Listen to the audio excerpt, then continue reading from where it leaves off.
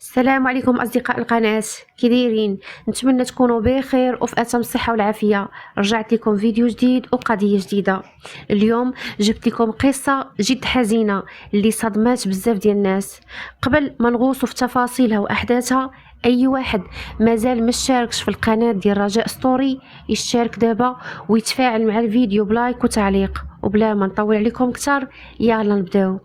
جريمة اليوم غادينا لمدينة المحمدية، جريمة اللي وقعت في شهر رمضان في وضح النهار وخلفات غضب واستياء كبير وسط الرأي العام. قصة ديال شابة اسمها عفاف وعندها 31 عام، كبرات وقرات بمدينة المحمدية. قصة اللي بدات بخلافات زوجية بسيطة، ولكن مع الأسف سالت بطريقة مأساوية وقدام أعين الناس. خليونا نرجعوا بالأحداث اللور باش نفهموا كيفاش وصلت الأمور لهاد النهاية المؤلمة. عفاف كانت شابة معروفة بالأخلاق وبالهدوء ديالها وسط العائلة والجيران. دازت بتجربة زواج فاشلة وهي مازال صغيرة في السن، ومن هاد الزواج تزاد عندها ولد، ولكن العلاقة ما طولتش بزاف وتفارقات مع الزوج ديالها الأول. رغم الطلاق بقات عفاف صامدة وواقفة على رجليها وكتحاول أنها تبني حياتها من جديد، خصوصا وأن ولدها كان محتاج ليها بزاف حيث كان كيعاني من مرض التوحد. الولد كان كيعيش غالبا مع الجده ديالو وخالو، حتى هو كان كيساعد في الرعايه ديال هذا الولد باش عفاف تقدر تخدم وتوفر ليه العلاج والمصاريف. عفاف كانت خدامه في واحد الوكاله ديال تحويل الاموال في حي درب مكناس بمدينه المحمديه، وعايشه حياه عاديه وسط العائله ديالها. ومع مرور الوقت غيتقدم ليها واحد الراجل في الخمسينات تقريبا من العمر، حتى هو كان مطلق. في الاول بان ليها انسان محترم، كيهضر مزيان، كيجيب ليها الهدايا وكيعاملها بلطف، واعدها باللي غيعوضها على الماضي وغيعطيها حياة مستقرة. عفاف ربما صدقات هاد الكلام وقررت تعطي راسها فرصة جديدة. غيتم الزواج بيناتهم ومشات باش تعيش معاه، وخلات ولدها عند الأم باش يبقى مرتاح وقريب من العائلة ديالو. ولكن بعد الزواج بدات الحقيقة المرة كتبان. الراجل اللي كان كيبان مزيان في الأول ولا عديم المسؤولية، المصروف في الدار ولا قليل، وحتى ابسط الحوايج في الدار ما متوفراش. بعض المرات كانت عفاف كتبقى بلا ماكله وكتضطر تصرف من فلوسها، وكل مره كان كيختلق الاعذار. مره كيقول بلي عنده كريديات، مره كيقول بلي نقصوا ليه في الصالير، ومره كيقول بلي عنده مشاكل في الخدمه. ومع الوقت ما بقاتش غير قلة المسؤولية، زادت حتى المشاكل اليومية من غوات وصلوا حتى العنف.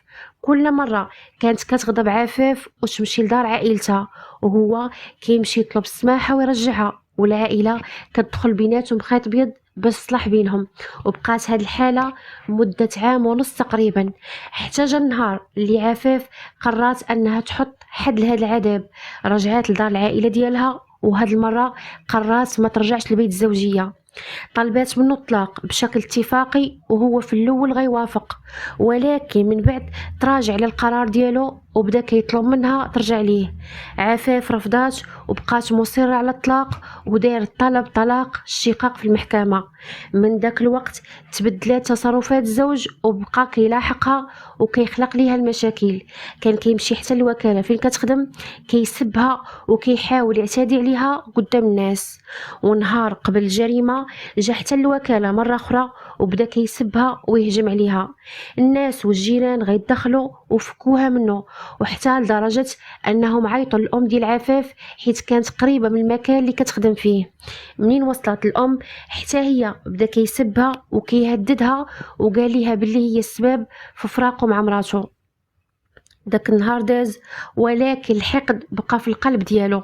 في الصباح ديال النهار الموالي اللي هو الخميس 5 مارس قرر ينتقم بطريقة خطيرة من عفاف. تعمد يتربص ليها حدا مكان العمل ديالها في حي درب مكناس بمدينة المحمدية، وبقى كيتسناها تما. عفاف خرجات بحال اي نهار غاديه الخدمه، ما كانتش عارفه بلي واحد المصيبه كتسناها في داك الطريق. منين قربات خرج ليها على غفله وباغتها بهجوم مفاجئ. كان هاز سكين من حجم كبير وبدا كيوجه ليها طعنات متعدده بلا رحمه وبلا شفقه. عفاف حاولت انها تدافع على راسها وبقات كتغوت وكتطلب المساعده والنجده، ولكن الاعتداء كان عنيف والطعنات كانت قاتله.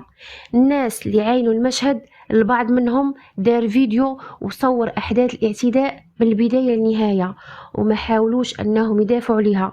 هذا الفيديو انتشر في مواقع التواصل الاجتماعي وخلق ضجه واستنكار من الناس وكيطالبوا لحد الساعه انه يتحذف.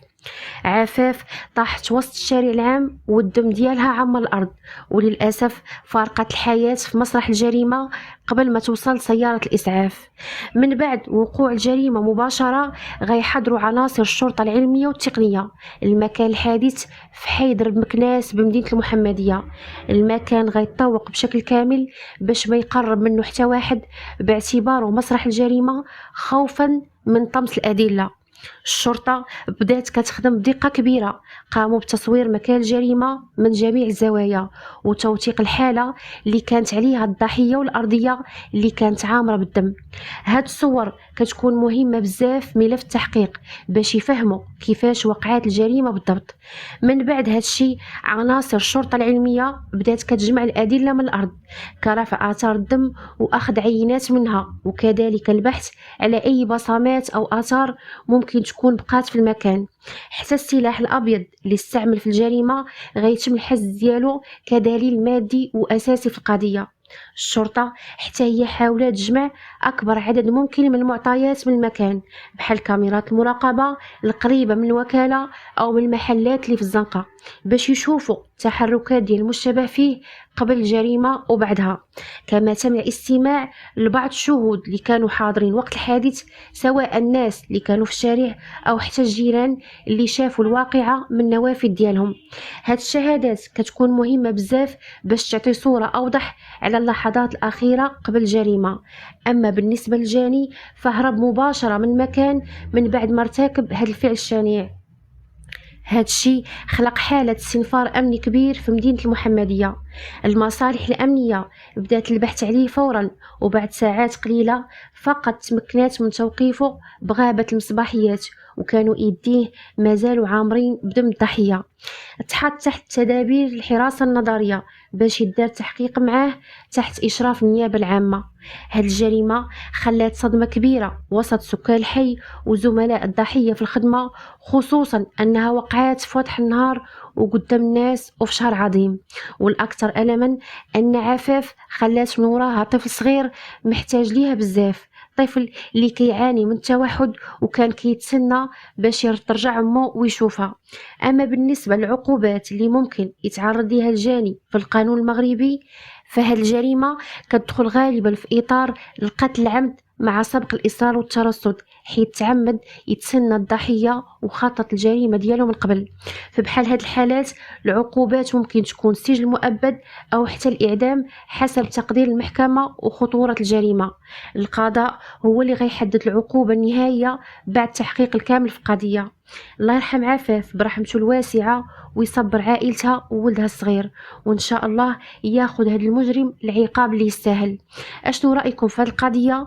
واش فعلا خاص المجتمع يتدخل في بحال هذه المواقف باش ينقذ الضحايا؟ زعما لو كان دخل شي حد وفك الضحيه ما كانتش غتموت، ولا الاجل ديالها سالا ومكتاب ليها تموت في داك النهار وبديك الطريقه؟ كتبوا لي ارائكم في التعاليق. وحتى لهنا الاحداث والمعلومات اللي عندي في هذه القضيه غتكون سالات. نشوفكم فيديو جديد وقضيه جديده، خليت لكم الراحه.